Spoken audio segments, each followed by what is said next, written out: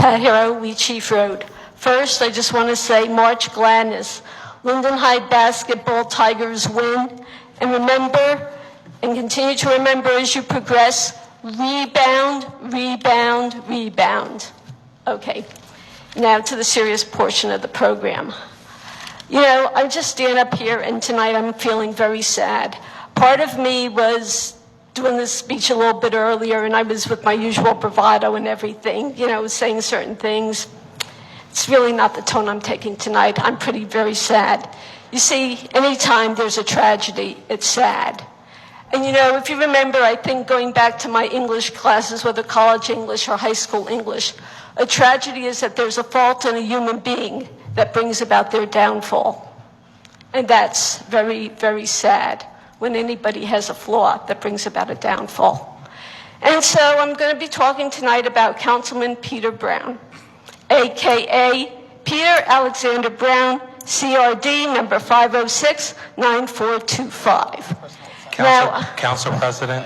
I just wanted to say, Council President. I haven't finished. Yeah, but Council President, with all due respect, we talked about this and I haven't finished, Mr. Brown. This is my time. You're not going to take it away from me. Council President, this has nothing to do with city business. I'd like a legal opinion from the city attorney. This is city business, Mr. Brown. Ms. Hero. I'm going to make it city business, Mr. Brown. You are defying my First Amendment rights, Mr. Brown. But Ms. Hero, also. And you may actually be surprised at what I have to say, Mr. Brown. Mr. Brown, I actually have something you might want to hear say. Ms. Hero, what I'm asking for is for a legal opinion from the city attorney because you were... No, I am not going to...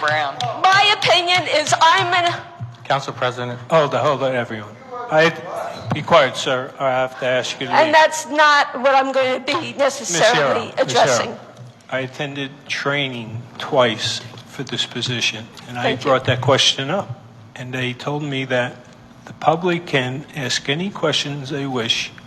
If they want to speak about a coup d'etat in Argentina, due to freedom of speech, I have to allow them to do that as long as they maintain the decorum. I will maintain proper decorum. Now, if the city attorney disagrees with that, it's his opinion. Of course, that's his opinion. And I also have the right, if I find a disagreement, to file suit, and I would not hesitate to do that if my rights were denied. Now, you have 2 minutes. Now, the fact is, it says, well, no, because we've been interfered. My speech has been interfered with because of someone, so I'd like my full 5 minutes. 2 minutes, 28 seconds. 4 minutes.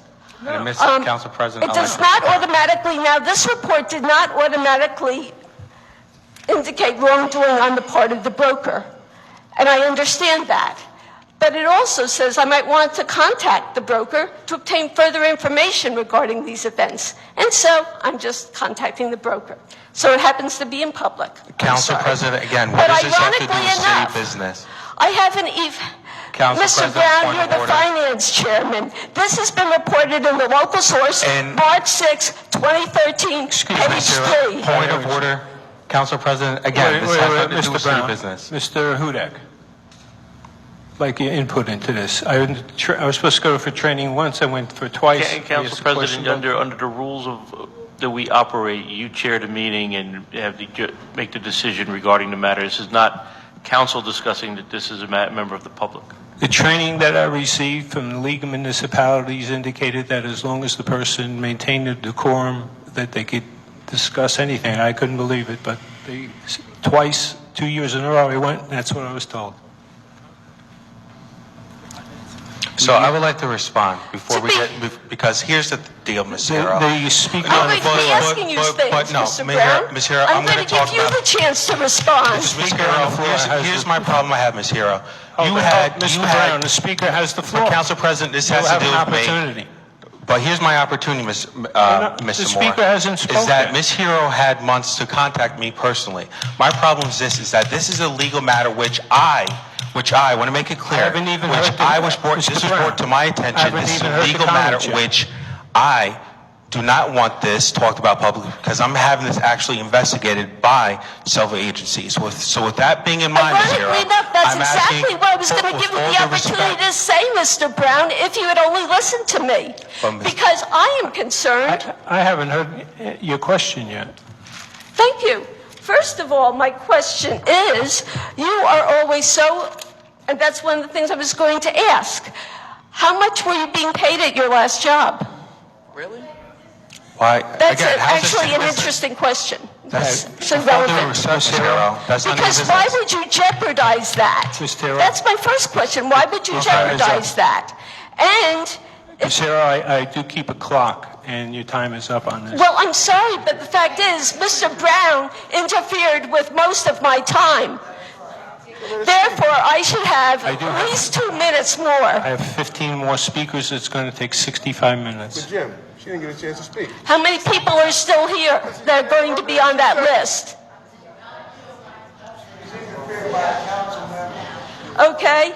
Mr. Brown, I would hope that if these allegations are untrue, that you would be litigating it. But as far as I I am. see, when you have an employment situation at a company like that, because I've worked for a big organization, I know you get the right to a hearing.